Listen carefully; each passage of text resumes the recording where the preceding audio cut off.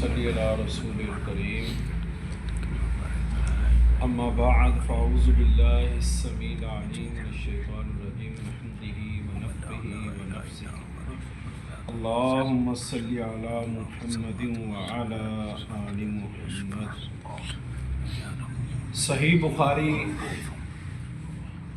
امام بخاری کتاب العلم میں حدیث پر باب باندھتے ہیں، باب الحرص علی الحدیث، علم حدیث حاصل کرنے کی حرص کے بارے میں۔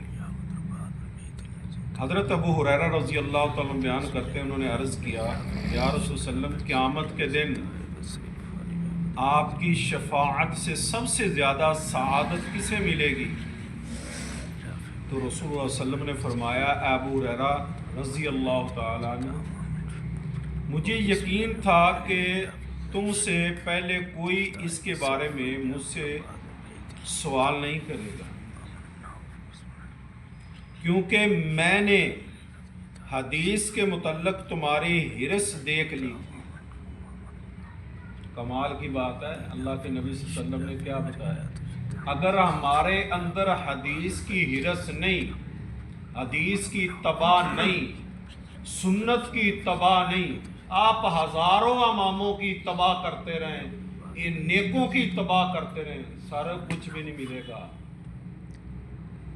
اللہ کے نبی صلی اللہ علیہ وسلم فرماتے ہیں، ابو ہریرہ سنو، کیونکہ میں نے حدیث کے متعلق تمہاری حرص جو ہے دیکھ لی تھی کہ تو کتنی کوشش کرتا ہے میری سنت کو اپنانے کی، میری سنت کو یاد کرنے کی، میری سنت کو سینے سے لگانے کی۔ تو ہمارے لیے پیغام نہیں ہے، ہمارے لیے یہ درس نہیں ہے اللہ کے نبی صلی اللہ علیہ وسلم کا؟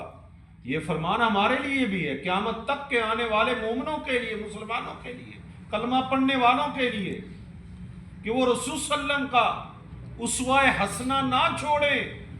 اللہ کے نبی صلی اللہ علیہ وسلم ان کی تحسین کر رہے ہیں، حضرت ابو ہریرہ رضی اللہ عنہ کی، جو سب سے زیادہ حدیثیں یاد کرنے والے، بیان کرنے والے، عمل کرنے والے صحابہ تھے۔ آپ نے فرمایا سنو، قیامت میں سب سے زیادہ فیض یاب میری شفاعت سے وہ شخص ہوگا جو سچے دل سے یا سچے جی سے لا الہ الا اللہ کہہ لے۔ اب یہاں پہ اب لا الہ الا اللہ سچے دل سے، سچے من سے کہنے کا مطلب کیا ہے؟ کہ بندہ لا الہ الا اللہ بھی پڑھتا رہے، شرک بھی کرتا رہے، وہ سچا من ہے؟ نہیں، لا الہ الا اللہ بھی کرتا رہے، غیر کے آگے جھکتا بھی رہی ہے، لا الہ الا اللہ کا معنی ہے لا الہ الا اللہ۔ جب اللہ کے نبی صلی اللہ علیہ وسلم نے صفا پہاڑی پہ کھڑے ہو کے کہا تھا مشرکوں کو، مکے کے، کہا قولوا لا الہ الا اللہ، ان کو پتا تھا کہ لا الہ الا اللہ کا معنی کیا ہے۔ انہوں نے کہا تھا کہ اللہ کے علاوہ کوئی معبود نہیں۔ یہ بت چھوڑنے پڑیں گے، یہ بزرگ چھوڑنے پڑیں گے، یہ کرنی بھرنی والے چھوڑنے پڑیں گے، یہ سب لات عزا منات، سب شجر حجر پتھر، سب یہ سب کو چھوڑنا پڑے گا۔ یہ ہے لا الہ الا اللہ کا مطلب۔ انہوں نے سمجھا تھا، اس لیے انہوں نے مخالفت کی تھی۔ میرے نبی نے فرمایا جو سچے دل سے لا الہ الا اللہ پڑھے گا، مشرک نہیں ہوگا، اسے میری سفارش فائدہ دے گی۔ اللہ ہمیں حدیث پر عمل کرنے کی توفیق عطا فرمائے۔ آج کا جو ہماری دعا ہے وہ یہ ہے کہ جب بادل ہوتے ہیں اور آسمان پہ بجلی جو ہے وہ گرجتی ہے، زور سے آواز آتی ہے، اس وقت پتہ ہے کیا لوگ کہتے ہیں؟ ہمارے علاقے میں نا، شاید لوگ جانتے ہوں گے، قاری صاحب بھی ہیں، ادھر ہے حضرت بابا فرید گنج شکر۔ تو وہ لوگ جو جاہل قسم کے لوگ، وہ پتہ کہتے ہیں جب بجلی گرجتی وہ کہتے ہیں اے بابا فرید گنج شکر معاف کریے۔ سر یہ بات میں اتھینٹک کر رہا ہوں، میں خود یہ سنا اپنی کانوں سے اور دیکھا ہے۔ آپ کسی کتاب میں بھی یہ سن سکتے ہیں، کسی اور سے بھی تصدیق کر سکتے ہیں۔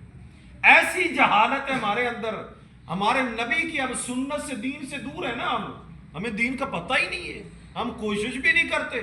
نبی صلی اللہ علیہ وسلم نے فرمایا جب آسمان پہ بجلی گرجے زور سے آواز آئے تو ایک مومن، ایک متبع سنت، نبی کے دیوانے، نبی کے جو ہے یار کی اور نبی کے ساتھی کی، نبی کے امتی کا طریقہ کیا ہے؟ سبحان الذی یسبح الرعد بحمدہ والملائکۃ من خیفتہ، یہ دعا پڑھے، یہ سنت ہے۔ تو ہمیں تو یہ پتہ ہی نہیں ہے، اس لیے سنن کی طرف آئیں، نبی صلی اللہ علیہ وسلم کا دامن نہ چھوڑے۔ دنیا چھوٹتی ہے چھوٹ جائے، بہن بھائی چھوٹتے ہیں چھوٹ جائیں، خدا کی قسم جو چھوٹتا ہے چھوٹ جائے۔ صحابہ کی سیرت کو دیکھا کا، ماں باپ کو چھوڑ دیا، بہن بھائیوں کو چھوڑ دیا، کس لیے چھوڑا؟ لیکن نبی کا دامن اور توحید کا دامن نہیں چھوڑا۔ یہی ہمارا دین ہے اصل۔ تو اللہ تعالیٰ سے دعا ہے کہ اللہ ہمیں قرآن و حدیث کے مطابق عمل کرنے کی توفیق عطا فرمائے۔ دوسری ایک یہ مسجد کے حوالے سے ایک عرض ہے۔